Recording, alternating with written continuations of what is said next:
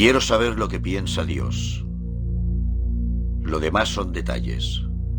Albert Einstein.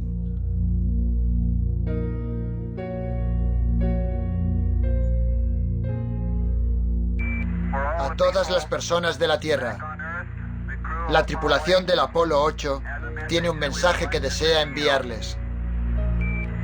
Al principio, Dios creó el cielo y la tierra. La tierra no tenía forma, estaba vacía. La oscuridad se cernía sobre las profundidades y el Espíritu de Dios se movía sobre las aguas. Cuando los humanos salieron por vez primera de la órbita de la Tierra, tenían en mente el concepto de Dios. A pesar de los progresos tecnológicos, la noción que les acompañaba tenía siglos de antigüedad. Para todos, no solo para aquellos astronautas en el espacio, era un viaje espiritual. Y Dios llamó al suelo firme tierra. Y Dios vio que era bueno. Cuando aquella noche miré al cielo, me hice las eternas preguntas. ¿Estamos aquí por casualidad? ¿O existe un creador, una fuerza divina? Durante siglos, la humanidad ha buscado respuestas. ¿Quién está detrás de la obra de la creación? ¿Acaso existe Dios? Y en el caso de existir, ¿se preocupa por nosotros?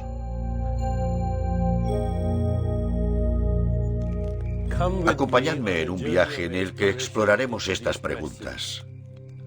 Este es el viaje del alma hacia el misterio de los misterios, la magia y el milagro de la existencia. Acompañadme en un viaje hacia la mente de Dios.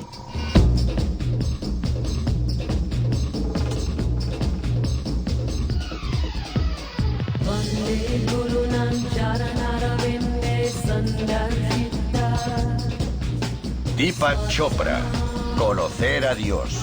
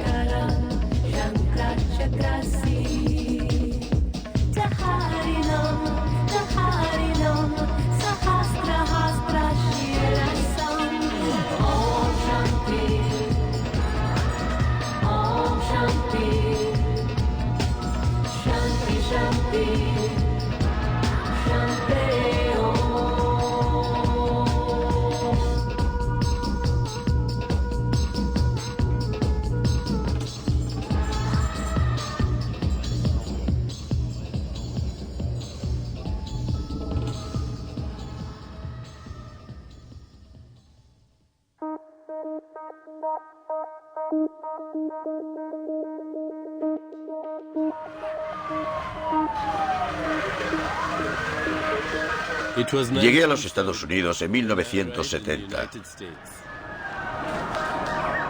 Gobernaba Nixon. Ocurrió la masacre de Kent State. Era la guerra de Vietnam. Y los Beatles sacaron su último álbum.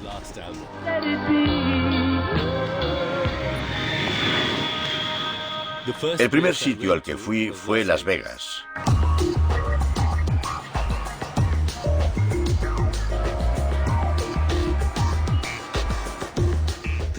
Gané $1.500, lo que, comparado con los $8 que traía de la India, fue como si me hubiera tocado la lotería. Me sentí eufórico.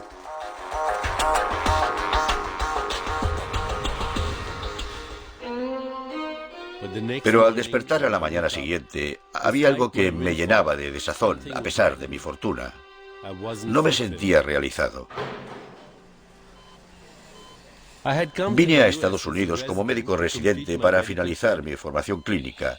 Una de mis primeras tareas fue certificar la defunción de un hombre que había muerto por heridas de bala. Al ver a aquel hombre que había estado vivo unos instantes antes, no pude evitar preguntarme qué le había sucedido a su alma. Millones de personas creen que nos encontraremos con Dios cara a cara después de morir. Pero en muchas tradiciones espirituales, hasta las orientales, el camino para conocer a Dios se dirige hacia nuestro interior. Esto también es válido para el misticismo cristiano. La Biblia dice: quédate en calma para que sepas que soy Dios.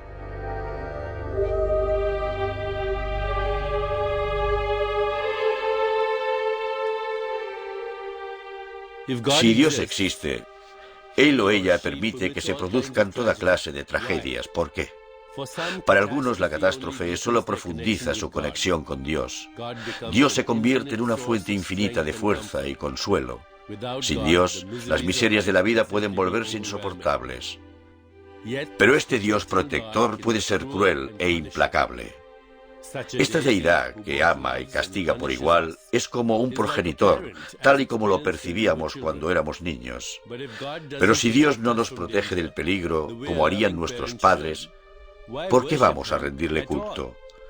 El miedo, por supuesto, es una respuesta, y todas las religiones han añadido este componente a su ideario. Sin embargo, la tragedia puede hacernos temer que Dios nos haya abandonado y que, por tanto, Dios haya sido abandonado a su vez.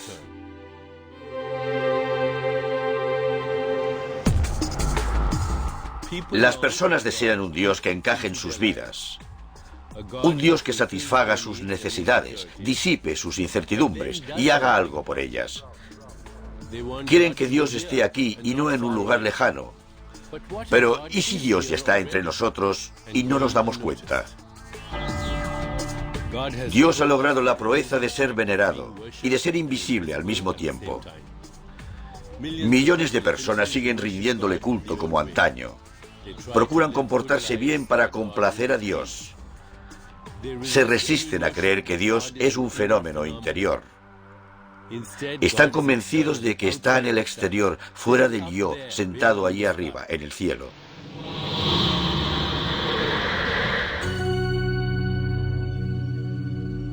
Esta incertidumbre forma parte de vivir en una época de duda, en la que el escepticismo cala más hondo que la fe.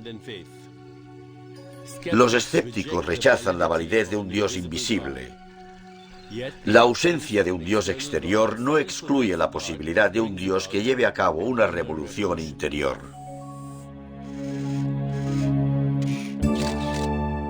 Digamos que es posible conectar con un Dios interior, incluso profundizar la relación y ser uno con Él.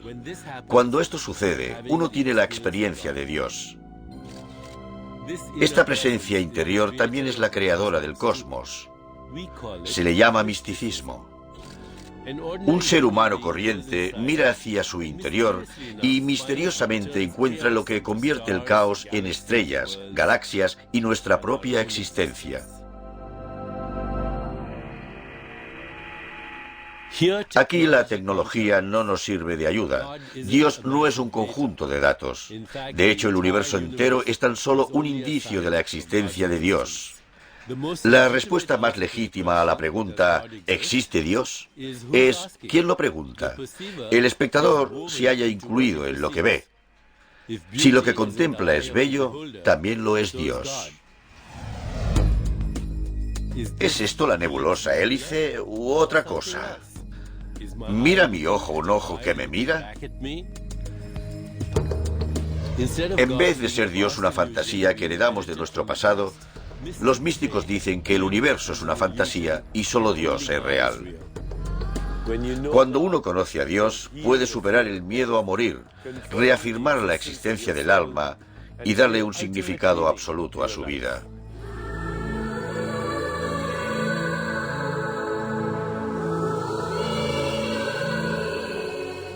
Tras siglos de conocer a Dios por medio de la fe, tal vez estemos preparados para comprender directamente la inteligencia infinita.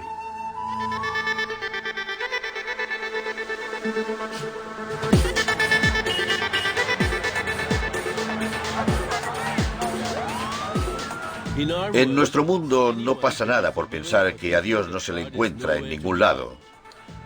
Los escépticos pueden preguntarse, ¿por qué debería creer en un Dios que no cree en mí? ¿Dios aún nos escucha? Podemos perdernos en elucubraciones. ¿Solo con la fe encontraremos el camino?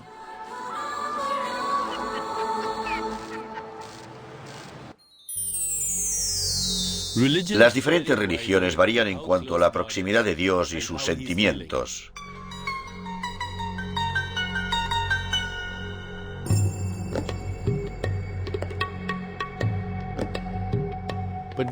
Pero la mayoría de tradiciones espirituales aseguran que Dios obra milagros. Él es la fuente del amor. La belleza y la verdad son hijas de Dios. Ello hace de Él un elemento muy presente. Desde los inicios de la religión en Occidente, era obvio que Dios tenía algún tipo de presencia, lo que era conocido en hebreo como Shejinah, la luz. La Shejinah se plasmaba en el halo que rodeaba a los ángeles y en la alegría que irradiaba la cara de un santo o un salvador. Si Dios tiene presencia, puede experimentarse. Esto es un punto clave, porque en los demás aspectos Dios es invisible e inalcanzable. Pero, ¿qué podría hacernos confiar en un ser espiritual benévolo cuando durante miles de años se ha derramado tanta sangre en nombre de la religión?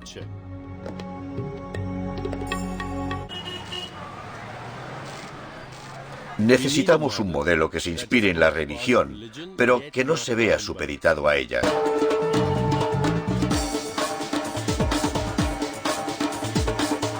El deseo humano de comprender un orden divino del universo comenzó hace mucho tiempo con la mitología. Para entender su mundo, las civilizaciones crearon mitologías para definir el origen de su existencia. Aquellas mitologías describían actos de la creación y los protegían de lo desconocido. Proporcionaban una explicación a lo inexplicable. Las historias mitológicas están inspiradas en los temas arquetípicos del amor, el nacimiento, la muerte, la vida tras la muerte, el destino de los pecadores, los santos y los héroes, y estaban protagonizadas por humanos y por dioses y diosas de las civilizaciones antiguas. Algunas de estas historias espirituales proceden de una civilización muy antigua. Un lugar misterioso rodeado de cuentos de inmortalidad, renacimiento y resurrección. Era el mundo místico del antiguo Egipto. El río Nilo representa el ciclo de la vida, donde el sol amanece sobre los espectaculares templos de la orilla este, que rinden culto al dios del sol Ra. En la orilla oeste, el sol se pone sobre las majestuosas tumbas construidas para el viaje a la otra vida.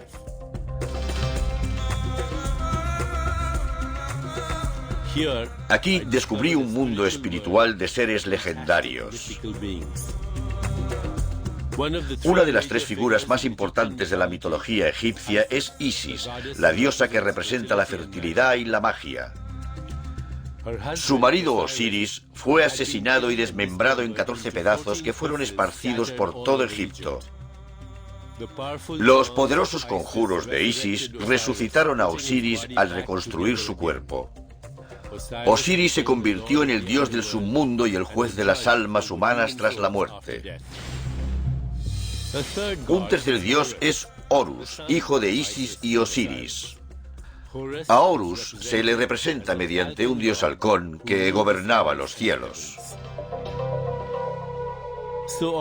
Así, en los inicios de la historia, el enjuiciamiento, la resurrección y la reencarnación penetraron en el pensamiento occidental. En el antiguo Egipto, la vida tras la muerte parecía más real que la terrenal. Prepararse para aquella vida lo era todo. Los faraones estaban convencidos de que el alma que no cree en la muerte nunca muere.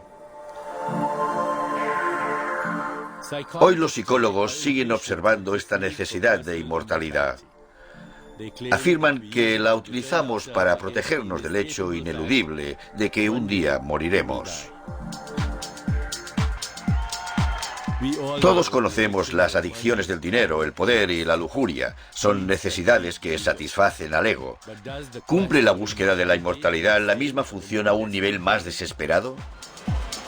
La inmortalidad proporciona al ego una dosis eterna de autoestima y amor incondicional, por no hablar de la superación del miedo a la muerte. Pero si este era el sueño fundamental del ego, no ha funcionado, porque sobre él planea la certeza de que la vida tiene fin. Porque vivir en el mundo material hace innegable el hecho de morir.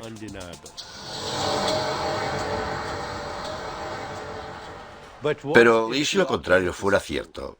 ¿Y si sentirse inmortales y no vulnerables a la muerte es lo más real que hay en nosotros? ¿Y si, al morir, no es el alma la que abandona el cuerpo, sino el cuerpo el que abandona el alma? Porque en realidad no estamos en el mundo. El mundo está en nosotros, no estamos en el cuerpo. El cuerpo está en nosotros. No estamos en la mente está en nosotros. Todo sucede en el alma, el único componente que es real. En silencio, pasando casi desapercibida, el alma está embarcada en un viaje por el mundo intangible de la eternidad, donde la muerte no existe. El alma es nuestra conexión con la inmortalidad. Según la religión en Egipto, cuando el alma humana abandonaba este mundo, se llevaba consigo todas sus pertenencias al otro mundo.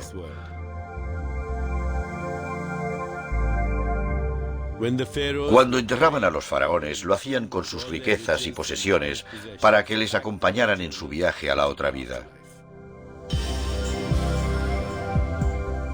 Frente a la gran pirámide de Keops, es casi imposible no notar la presencia de un poder ausente hasta en el rascacielos más alto.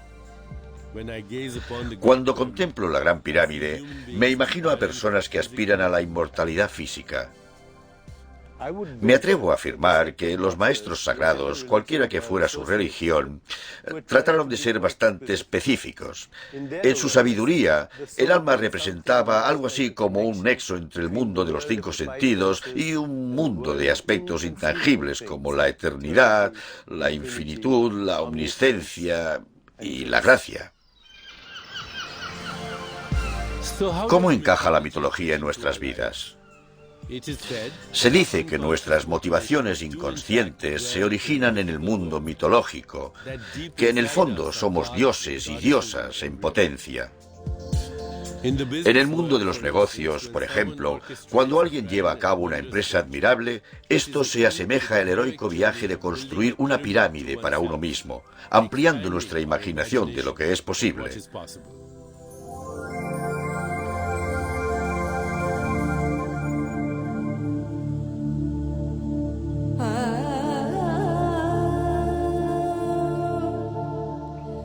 En la India, la mitología ilustra cómo Dios se manifiesta en todo lo humano, animal y mineral.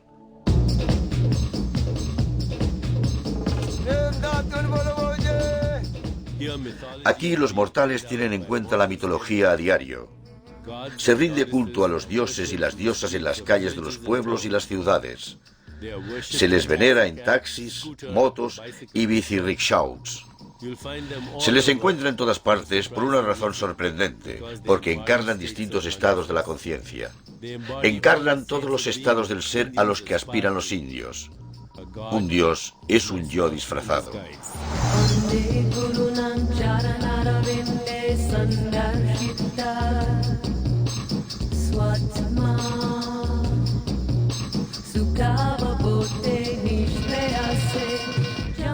En la tradición hindú, la búsqueda espiritual comienza por la introspección y acaba al alcanzarse la verdadera iluminación.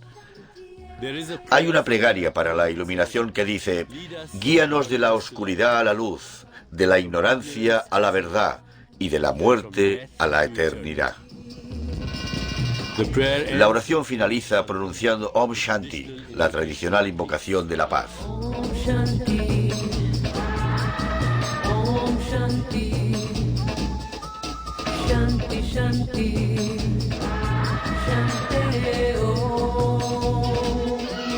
Om Shanti, Om Shanti, Shanti, Shanti, Shanti, Om.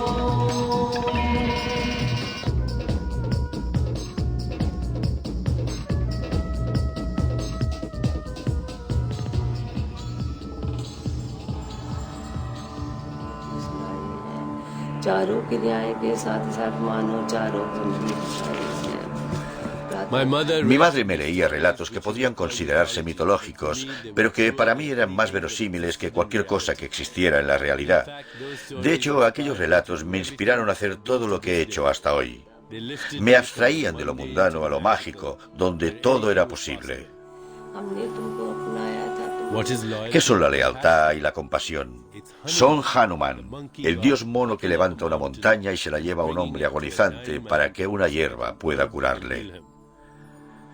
¿Qué es el amor romántico? La devoción de Rama y Sita, que es más fuerte que la muerte. La mitología me abstraía de lo mundano a lo mágico, haciéndome comprender que ambos se encontraban en mí. Podía volar por el aire. Podía asistir a milagros y curaciones. Podía experimentar la casualidad, la transformación y la magia. Todo lo que me rodeaba apuntaba a elementos mitológicos. Asociaba el parloteo de los monos en los árboles con el dios mono Hanuman, que provee de valor, esperanza, conocimiento e intelecto. Luego estaba Shiva, que representa la destrucción, pero también el potencial de la renovación y la resurrección. Shiva no es un dios de la muerte, más bien forma parte de un eterno ciclo que se encarga de deshacerse de lo viejo para abrir paso a lo nuevo. La India dio un paso que Egipto no llegó a dar, confiriéndole a la muerte un aspecto creativo.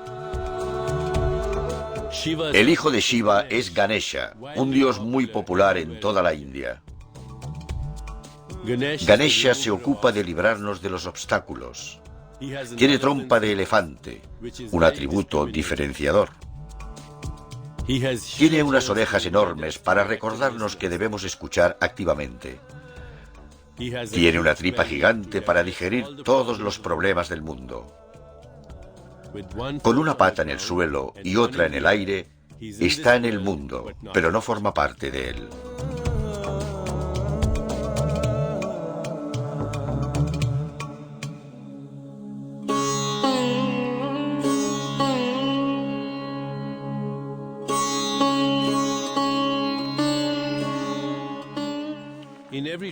En todas las tradiciones hay una diosa madre. Isis en Egipto, por ejemplo, es la diosa madre. En la India el Ganges es conocido como Madre Ganga.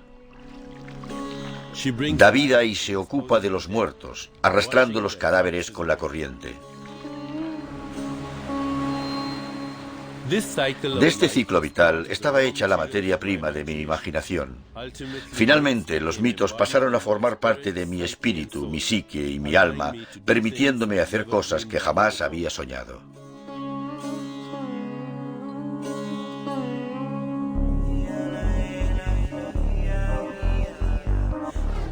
Mientras que las deidades de muchas civilizaciones adoptaban la forma de animales y otras criaturas, los griegos y los romanos veneraban a dioses creados a partir de los cánones de belleza del cuerpo humano. Trataron de explicar sus sentimientos, sus impulsos y su mundo por medio de la mitología. Estos dioses aparecían en cientos de historias de heroísmo, traición y lujuria.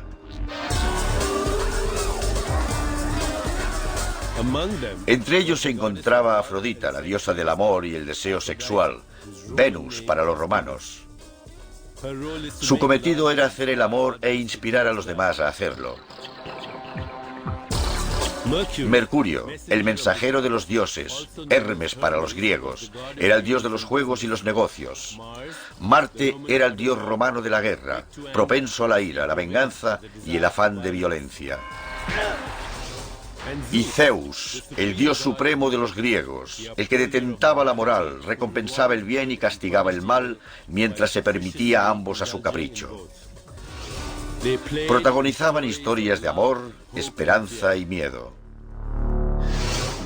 Durante siglos, la mitología convertía lo sagrado en real, una fuente de poder supremo. Hoy, ¿qué vemos en su lugar? Una sociedad que socava sus mitos para construir una ciudad como Las Vegas. Si uno quiere encontrar un mito aquí, solo tiene que registrarse en un hotel casino. Para la mayoría, la mitología no responde a la pregunta fundamental: ¿quién es Dios? Lo normal de la vida moderna es dejar a un lado la mitología y creer que todo lo que sucede en la naturaleza es casual, caótico y aleatorio.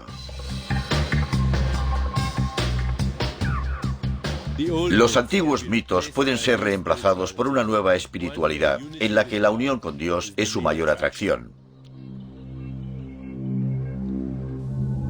En esta imagen de Dios, la divinidad llega a nosotros a través de nuestros pensamientos y sentimientos. La imagen de Dios, como un patriarca de barba blanca sentado en su trono en el cielo, es muy limitada. Ya no imaginamos a Dios a nuestra semejanza. Lo que imaginamos es la infinitud. Conocer la infinitud es la conciencia de la unión, donde no se nos puede diferenciar de Dios. Es como si pudiéramos ver una película, aparecer en ella y ser la película al mismo tiempo. Si preguntamos ¿quién es Dios y quién eres tú?, solo hay una respuesta: soy yo. En la mitología, los lugares sagrados nos transmiten que somos criaturas maravillosas que deberíamos estar haciendo cosas maravillosas. Lo podemos ver en el Centro Espacial Kennedy, donde hay un cohete de dimensiones abrumadoras. Pero el cohete también es una idea, la idea de que descubriremos nuestros orígenes y nuestra familia cósmica.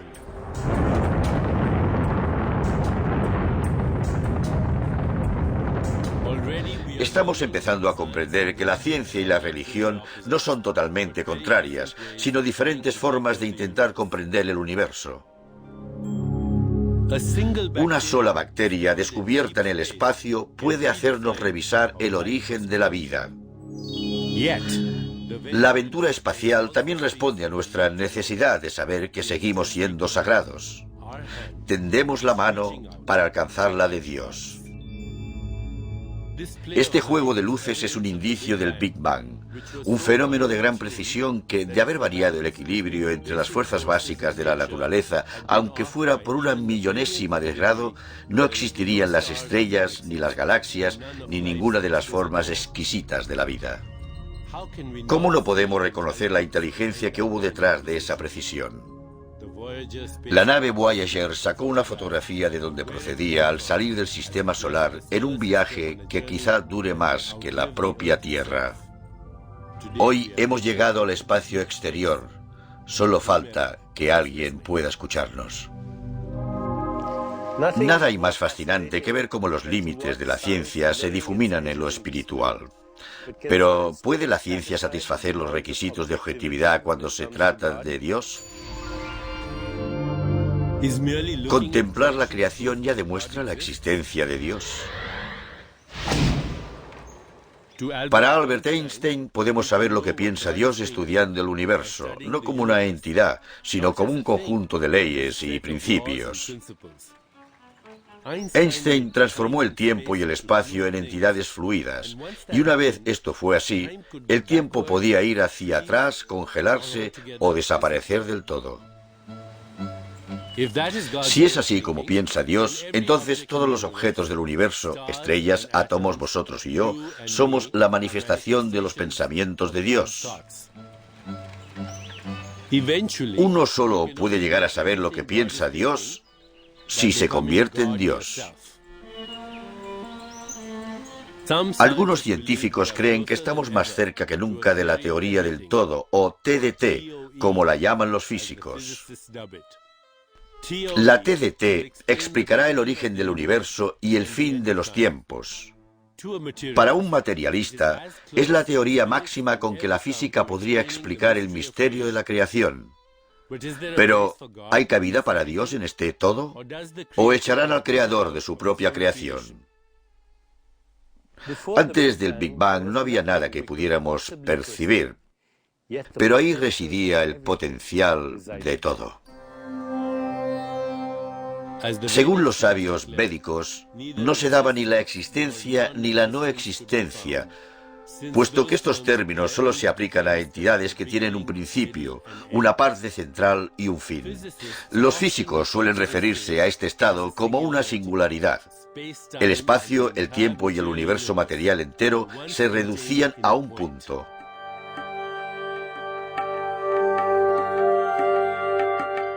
Este es el punto de la realidad virtual, o el dominio virtual, o el dominio no local, un lugar más allá del tiempo y del espacio, y, por tanto, inimaginable como un lugar.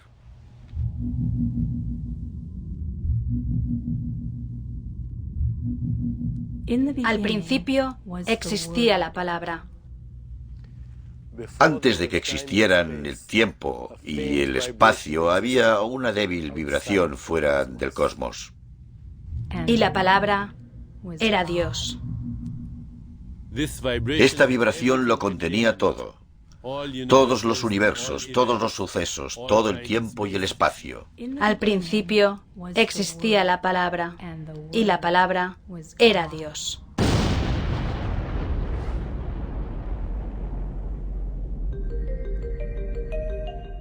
En el momento del Big Bang, lo que se expandió rápidamente por el universo fue la unidad básica de energía electromagnética, el fotón.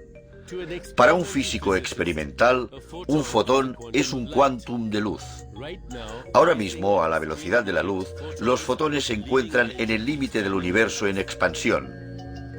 Cuando queremos conocer a Dios, nos encontramos con el mismo problema que cuando queremos saber qué hay fuera del universo. Sin llegar a atisbar ese otro mundo, podemos observar objetos que nos conduzcan a él, como un agujero negro. Se cree que los agujeros negros son los restos de estrellas que sufrieron un colapso. Su gran concentración de masa genera un campo gravitatorio tal que rompe la continuidad del espacio, dando lugar a una ventana en el límite de la infinitud. Ni la luz puede escapar a esta fuerza gravitatoria. Lo que queda es solo oscuridad. Cuando los fotones de luz y cualquier otra forma de energía son absorbidos por un agujero negro, desaparecen de nuestro universo. Esto significa que van a alguna parte. Por tanto, podrían volver a nosotros por medio de agujeros blancos, una obra de la creación al igual que el Big Bang. Pero no conocemos a Dios hasta ese punto. Hay otras dimensiones que existen fuera del cosmos, pero tampoco tenemos acceso a sus leyes, porque de intentarlo tendríamos que renunciar a las nuestras. Por esta razón, el cuerpo y la mente no sobrevivirían si pasáramos por un agujero negro o viajáramos a mayor velocidad que la luz. Si intentáramos atravesar uno, no podríamos. El tiempo se ralentiza, la masa aumenta y el espacio se curva.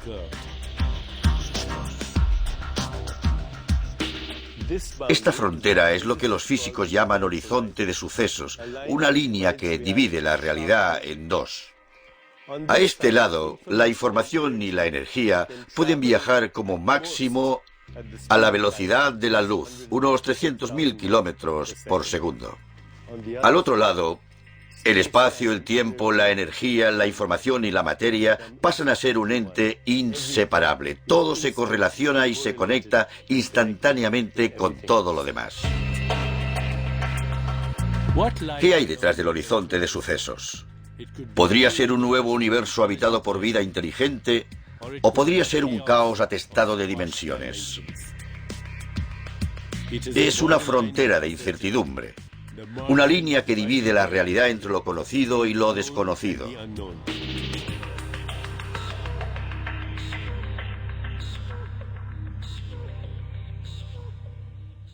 Incluso el cerebro humano tiene su propio horizonte de sucesos. Es el límite hasta que los fotones se organizan en forma de pensamientos. Debemos cruzar al otro lado para encontrar a Dios.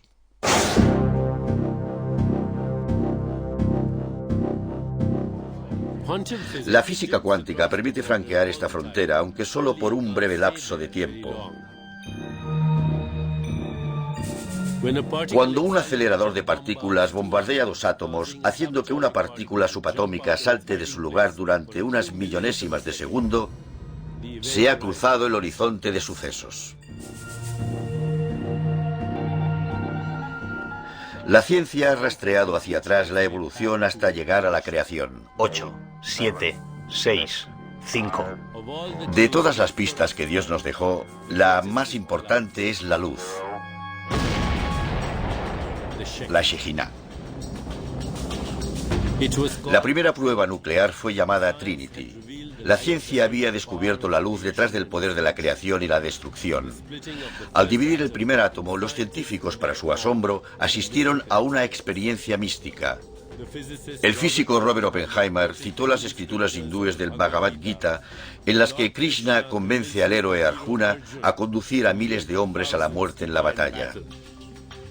Me he convertido en la muerte, el destructor de mundos.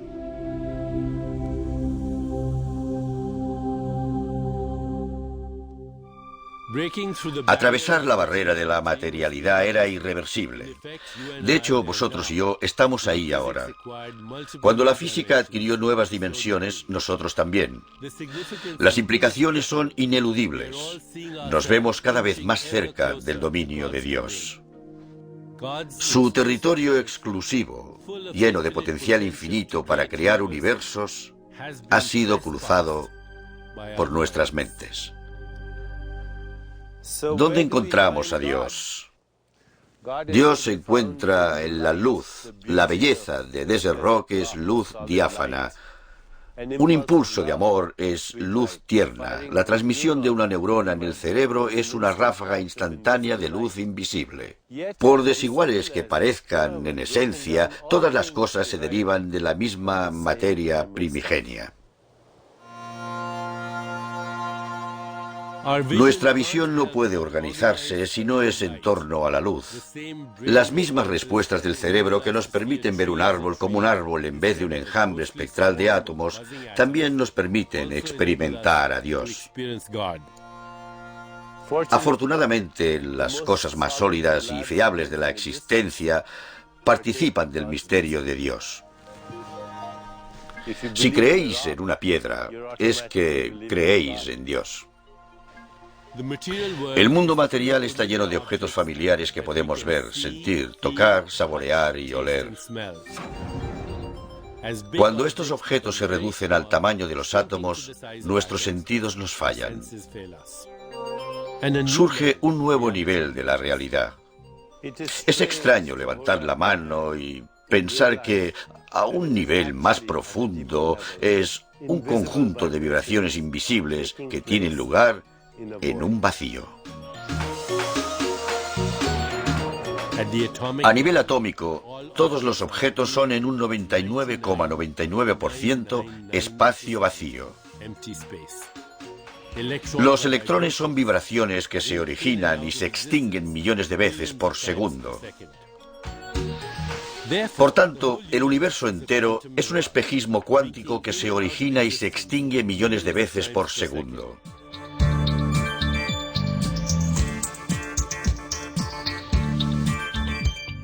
Los flashes cuánticos van tan rápido que no podemos observarlos, por lo que el cerebro utiliza una artimaña y ve objetos sólidos que son continuos en el tiempo y el espacio. El espectáculo de luces cuánticas abarca nuestro cuerpo, nuestros pensamientos y deseos y los sucesos en los que participamos. En otras palabras, somos creados una y otra vez de forma continuada. El Génesis no tuvo lugar solo una vez. El Génesis se da ahora.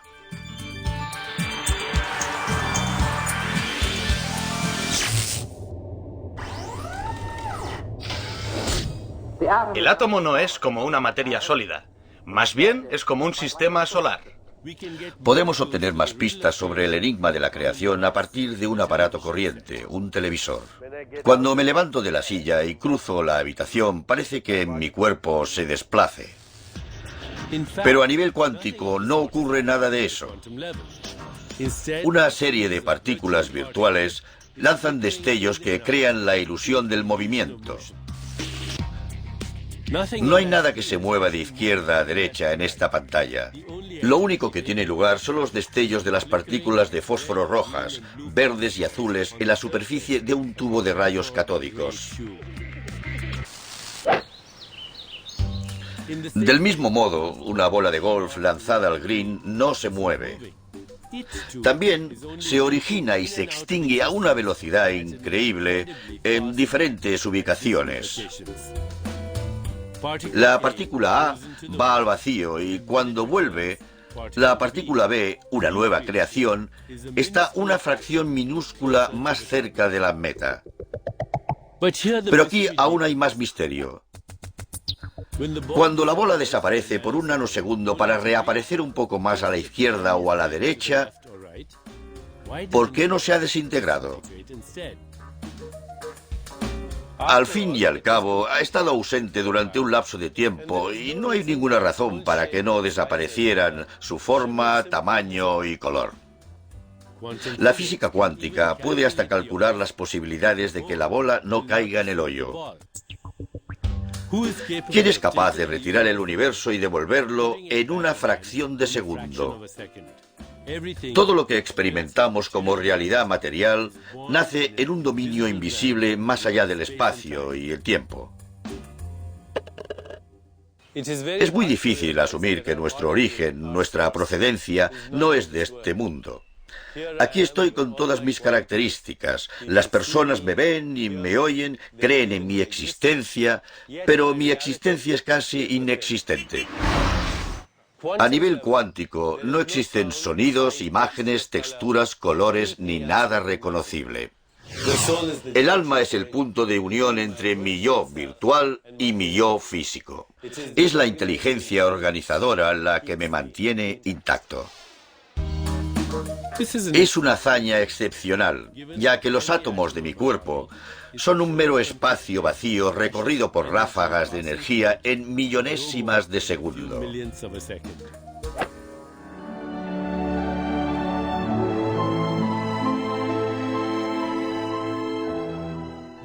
Este es el poder de la creación, una fuerza que juega con nuestra existencia en un abrir y cerrar de ojos, donde el polvo crea estrellas, las estrellas se convierten en mundos y los mundos dan lugar a la materia orgánica del ADN.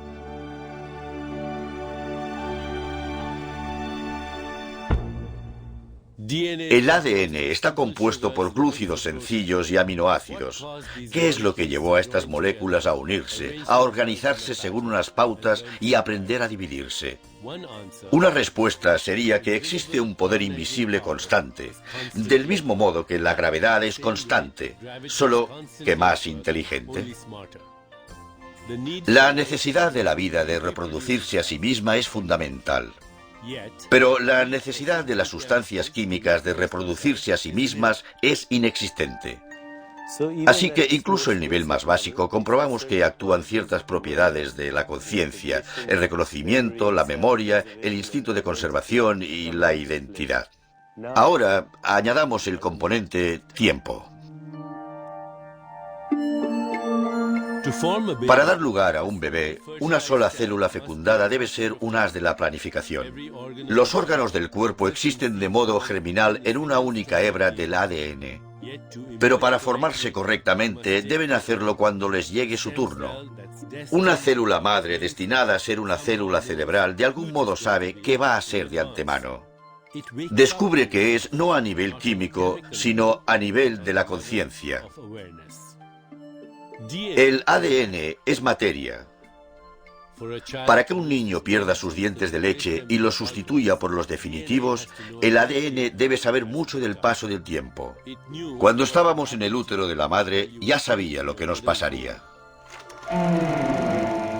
Todas las civilizaciones evolucionan continuamente. Hasta la muerte podría estar codificada en las células embrionarias. Una tribu de miembros jóvenes y con hijos sería capaz de luchar y recolectar comida mejor que una lastrada por individuos mayores. ¡Madre mía! ¿A dónde irán a parar estos jóvenes? ¿Fijó el ADN la edad de 70 años como modo razonable de mantener viable la raza humana?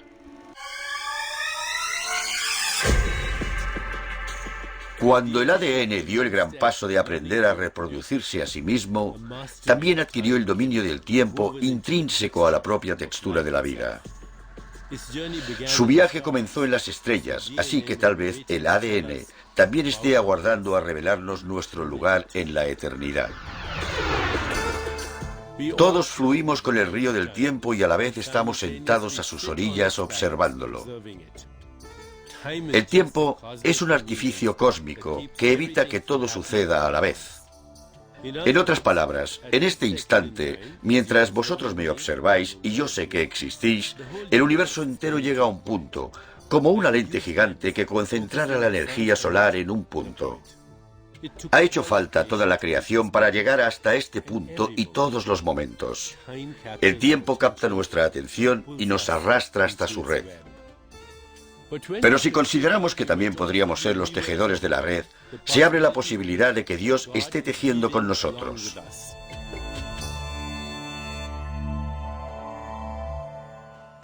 La planificación del ADN es uno de los secretos de la evolución de la mente humana. La mente interpreta el mundo y lo dota de significado. Si tengo una imagen mental de una puesta de sol, ¿me la ha proporcionado el cerebro? A nivel cuántico, el cerebro, una masa oscura y semifluida de agua y proteínas, moldea fotones virtuales en forma de patrones. No hay una imagen de una puesta de sol en esa oscuridad. Hace falta la mente para interpretar patrones químicos y eléctricos como la realidad. Nuestra búsqueda de Dios es un ejercicio mental.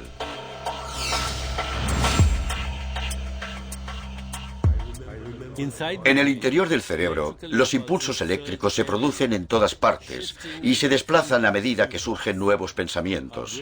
Nuestro cerebro es como una centralita telefónica que recibe 1000 llamadas cada segundo. Producir un pensamiento es más complejo que distinguir un mensaje entre todas las llamadas que se realizan en el mundo. En medio de este torbellino de sustancias químicas y electrones, ¿dónde está la mente? Los neurólogos no la han encontrado, ni siquiera algo tan corriente como un recuerdo. Sabemos que el cerebro tiene algo que ver con los recuerdos, pero ¿dónde están esos recuerdos antes de que los experimentemos en la conciencia? ¿Están almacenados en el cerebro? Suponemos que sí, pero nadie sabe cómo. Nadie duda de que el cerebro consuma energía, pero así como extraemos energía de los átomos de los alimentos para transformarla en pensamientos, esta no se canaliza hacia la memoria. No hace falta alimento para almacenar la imagen de donde estábamos el día de nuestro cumpleaños hace 10 años. Tampoco parece que se necesite energía para activar un recuerdo. Cuando uno recuerda una fiesta de cumpleaños, se desplaza del presente a imágenes del pasado solo por el poder de la intención. Es un teletransporte a nivel mental. En el ojo de la mente veo una escena de mi infancia.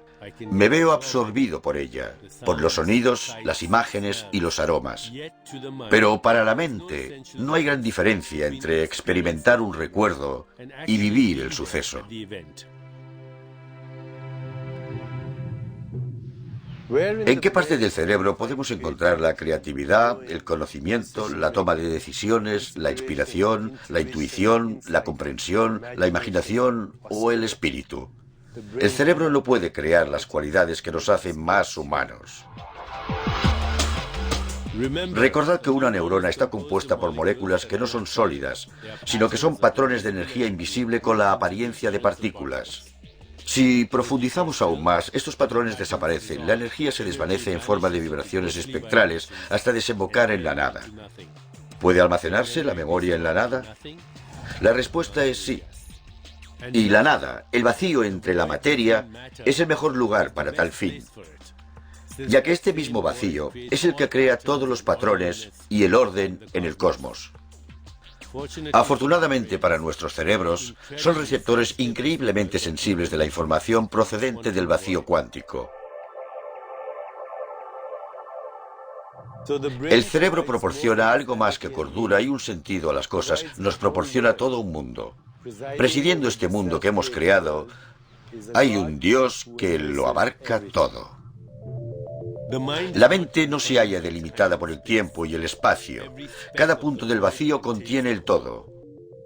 El espacio sináptico entre dos terminaciones nerviosas en el cerebro encierran el potencial de toda la experiencia. Como dijera un neurólogo visionario, Dios está en la sinapsis. Sin la mente humana, solo habría una sopa cuántica, millones de impresiones sensoriales aleatorias. La genialidad creativa produce obras maestras al abrir la mente a regiones de la conciencia desconocidas en la vida cotidiana. Mozart compuso una sinfonía a los 9 años y su primera ópera a los 12. Un prodigio no sale de la nada.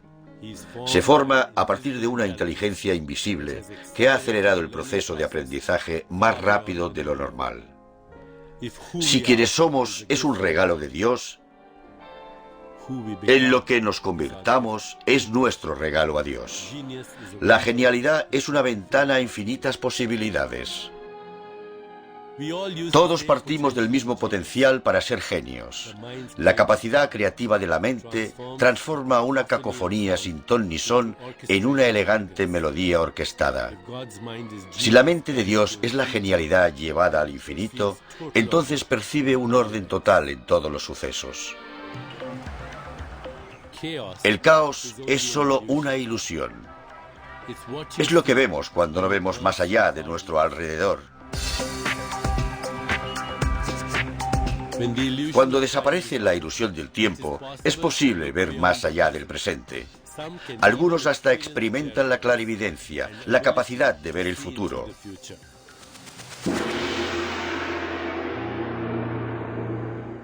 El clarividente penetra en una realidad que aún no se ha manifestado. ¿Qué es lo que permite que un bombardeo interno de neuronas coincida con sucesos externos que no han tenido lugar aún? No hay acontecimientos definidos en el tiempo. Lo que existe son opciones infinitas dentro de cada suceso y nosotros determinamos cuáles van a manifestarse. En la visión del clarividente, el futuro tiene dos ubicaciones, aquí y más adelante.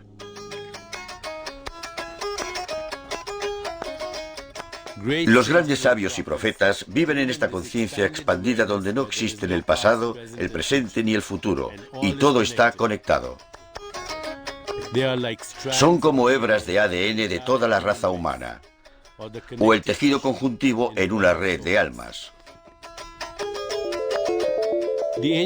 El antiguo observatorio de Jantar Mantar de la India medía las posiciones del Sol, las estrellas y los planetas. Según la astrología hindú Jyotish, la información codificada en la energía tiene su importancia, puesto que afecta a la existencia humana. Jyotish significa luz, y la luz es la portadora de los sucesos en el tiempo. El futuro se anuncia por medio de la luz. El astrólogo interpreta los fotones que forman patrones exactos que acabarán produciéndose como sucesos en el tiempo. La clarividencia ofrece un atisbo en la mente no limitada por el tiempo. Este es el último prodigio de algo tan básico como el bombardeo de fotones al cerebro. Cualquier momento puede ser un portal hacia infinitas posibilidades. Si todo ocurre por una razón, la clave es averiguar de qué razón se trata. Una pista podría residir en las coincidencias.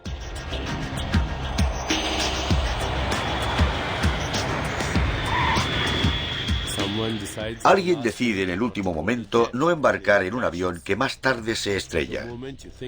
O uno piensa en un amigo que no ha visto en años y de repente este llama. A estas coincidencias significativas se las suele denominar sincronicidades. Cuando el tiempo se rige según un destino, parece que detrás de ello haya una mano invisible. Preguntádselo si no a dos desconocidos que se enamoran a primera vista. Yo mismo he experimentado a menudo estas sincronicidades. Un pasajero sentado a mi lado puede ser la voz que necesito oír para solucionar un problema, o la pieza que falta en un rompecabezas que hay que resolver. ¿Está Dios aquí? No hay que ir fuera de uno mismo para encontrar a Dios. Dios está en todas partes, hasta dentro de uno mismo.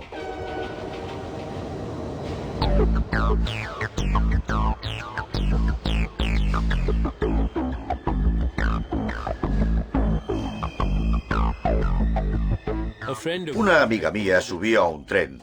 Se estaba preguntando si debía hacer caso de los consejos de un maestro espiritual cuando de repente un desconocido le dijo: Confía en él.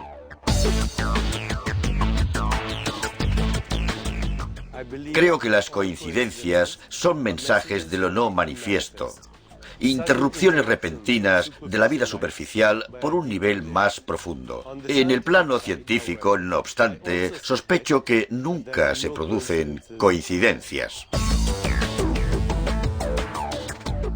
En la realidad espiritual, todo ocurre porque hay una intención detrás. Todo en el mundo tiene un significado. Estamos tan habituados a aceptar el mundo tal como es que pasamos por alto nuestro papel creativo en él. Cuando descartemos la noción de la coincidencia, los encuentros no ocurrirán por casualidad, sino por nuestras intenciones. No podemos seguirle la pista a todos, ya que se hallan dispersos en el espacio y el tiempo. Podemos decidir sentirnos conectados y ver cómo los sucesos siguen un patrón. Podemos intentar que todo vaya como debería ir y dejarle en los detalles a Dios. La clave es ceder y observar hasta qué punto el mundo es capaz de organizarse solo. A veces Dios recurre a un milagro. A veces Dios hace que cojamos un avión. Todo es posible. Si me preguntaran por qué deberíamos aspirar a conocer a Dios, mi respuesta sería egoísta. Quiero ser un creador. Esta es la promesa fundamental de la espiritualidad, que uno puede ser el autor de su propia existencia, el forjador de su destino personal. Si co-creamos la realidad con Dios, podemos llegar a conocernos, nuestros límites, nuestros dones y nuestro potencial. Podemos hacer realidad nuestros sueños. La mayoría de la gente cree en una de las dos versiones de la realidad. La primera versión es la perspectiva secular. Solo existe el mundo material y nada que no obedezca a las leyes físicas puede ser real. Esta perspectiva secular excluye la posibilidad de los milagros. En este caso, la realidad determina las convicciones. En la segunda versión, la perspectiva espiritual, la creación comienza en la mente antes de que se manifieste en el mundo material. En este caso, las convicciones determinan la realidad. A cada pensamiento, recuerdo o deseo, emprendemos un viaje desde nuestro mundo al de Dios. Esta segunda versión de la realidad permite a Dios interactuar con nosotros. Al fin y al cabo, colaboramos juntos. Una forma de comunicación entre nosotros y Dios es la oración. Para muchos creyentes, la oración es un viaje hacia la conciencia, donde ya no están determinados por los límites del cuerpo. La oración tiene el potencial de alterar sucesos externos, al conectar lo físico con lo metafísico. Para mí, rezar no es místico. Es más bien un experimento espiritual, una forma de asegurarnos de que seguimos siendo sagrados.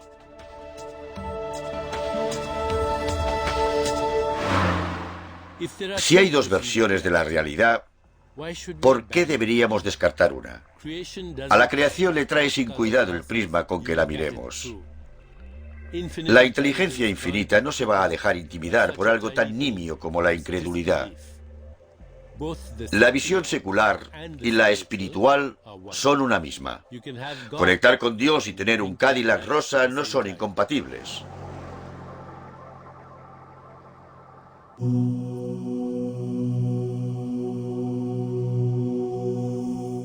Dios no deja huellas visibles en el mundo. Pero si uno retira las capas de materialidad y se mira, ¿qué ve? El hecho de que pueda ser el rey no describe al verdadero yo. Es solo un papel que interpreta en ese momento. Debajo, uno es un intérprete de papeles eterno y atemporal. Si esto es el alma, la pregunta ¿quién soy yo? Adquiere una nueva dimensión. Cuando accedemos al alma, que es lo mismo que llevar a cabo una profunda introspección, somos capaces de escuchar en silencio a los mensajes sutiles de la sabiduría y la orientación. Cuando nuestra mente se une a la de Dios, nos damos cuenta de que Dios está en todas las cosas, de que somos eternos. Desde la perspectiva humana, es un viaje infinito que nos lleva a habitar finalmente el mundo de Dios como el nuestro propio. Pero desde la perspectiva de Dios, nunca se ha llegado a producir la separación. Todas las mentes están unidas a la de Dios desde siempre.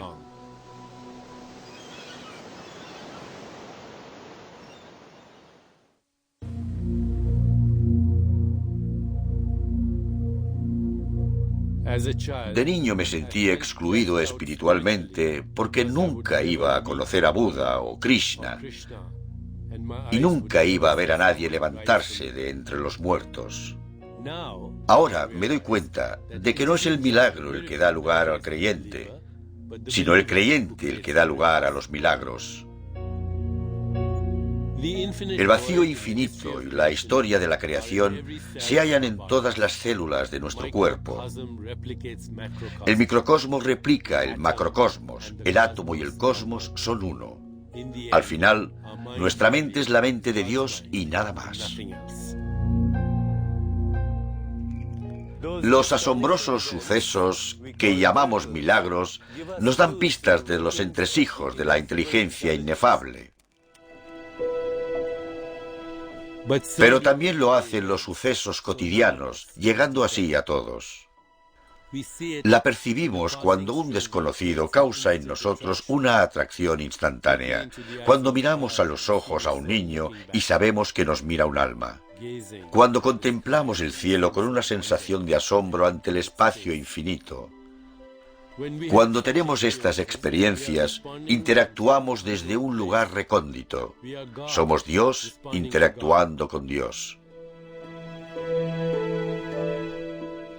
Cuando tengáis un impulso nuevo, un pensamiento alentador, una corazonada que no hayáis seguido con anterioridad, aceptad lo desconocido. Dios habita lo desconocido. Lo desconocido es lo único que se ocupa realmente del destino del alma. Por tanto, habría que venerarlo como se venera lo sagrado.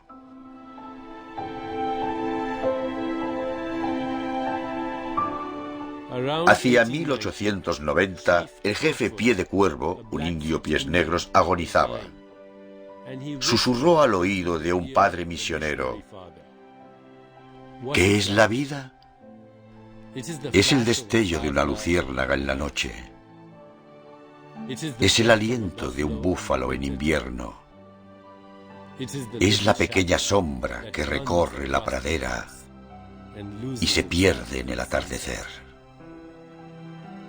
La vida, tal como la conocemos, se apaga demasiado rápido. Con la muerte volvemos a la luz, al origen del que procedemos. Entonces toda la realidad tiene un único origen. Vosotros sois ese origen. Dios es nuestro instinto superior para conocernos. El poeta persa místico Rumi dijo: cuando muera, volaré con los ángeles. Y cuando muera para los ángeles, lo que seré, no podéis imaginároslo. Y de parte de la tripulación del Apolo 8, que Dios os bendiga a todos los que vivís en la maravillosa Tierra.